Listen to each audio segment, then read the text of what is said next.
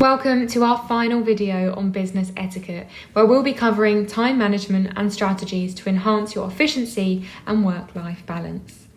Let's dive into some top tips on goal setting and task prioritization. One of our favourite frameworks at NIA is OKRs, which stands for Objectives and Key Results. OKRs have two important parts: the objective you want to achieve and the key results, which are the way you measure achieving that objective. Just like any goal setting, it's important to make sure they're smart, specific, measurable, achievable, relevant, and time-bound. When you're setting OKRs at work, make sure they contribute to the high-level organisational goals. Make sure they involve the whole team, can be tracked consistently, and are ambitious, to the point that you would celebrate a 70% achievement at the end of that OKR cycle. Time tracking and planning helps you to effectively manage tasks, allocate times for different activities, and stay organised at work. This often results in increased productivity and a better work-life balance. The Pomodoro technique is one of the most popular time management strategies out there. It uses time blocking, so you group similar tasks together and allocate 25-minute time blocks for focused work. Here's how to do it. Identify a task or tasks that you need to complete. Set a timer for 25 minutes. Work on a task with no distractions. When the alarm sounds, take a 5-minute break. Now repeat the process 3 more times, where you can then take a longer 30-minute break and start again. To make the most of any time management technique, it's important to create a daily schedule. Plan your day in the morning, list out all of your tasks, identify what your top 3 non-negotiable things to complete are, then allocate time for specific tasks and breaks. Just remember to be realistic and allow buffer time in case tasks take longer than anticipated. Now, research suggests that the average employee spends approximately 2 hours per day procrastinating at work, which adds up to about 10 hours a week. Here are some top tips to avoid procrastination.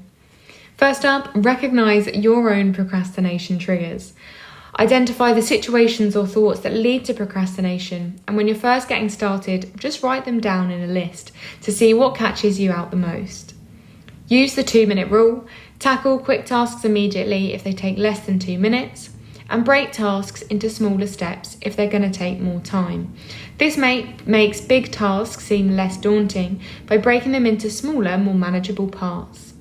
Finally, set rewards and consequences. Offer yourself rewards for completing tasks on time and hold yourself accountable if you don't get them done.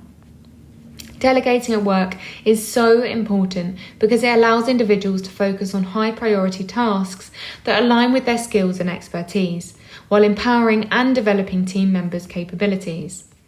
Saying no is also crucial to ensuring that you can deliver quality results on the tasks that you do take on.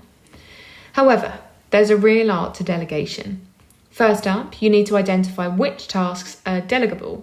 For optimal task allocation, assess your strengths, expertise, and workload. Then identify tasks that align better with your team members' skills and competencies. Then you need to clearly communicate expectations and deadlines.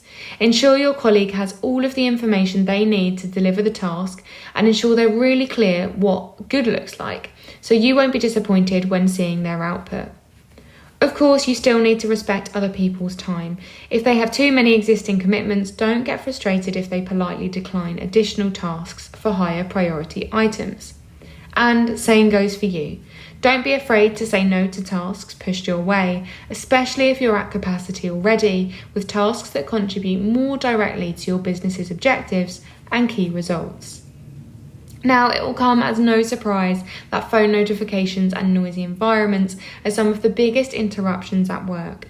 And, no different to when you used to study for exams in the library or in quiet spaces, it's important to manage distractions to maintain your focus.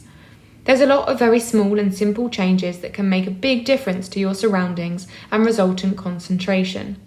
Firstly, creating a dedicated workspace. This is especially important for people working from home, so they can have a tidy and quiet space to work. Secondly, creating a distraction-free zone. Using noise-cancelling headphones or having a designated quiet area for focused work can be really helpful. Limiting phone and social media usage is obviously a big one. Put devices in a different room or set specific times for checking messages and social media. And finally, scheduling breaks to maintain focus and minimise interruptions from those working around you. That now brings us to the end of video 3. You should now be able to effectively manage your time and balance priorities for success. Take a moment to reflect on your learnings and start practicing the different techniques to prioritise and delegate tasks, to manage distractions and to avoid procrastination at work.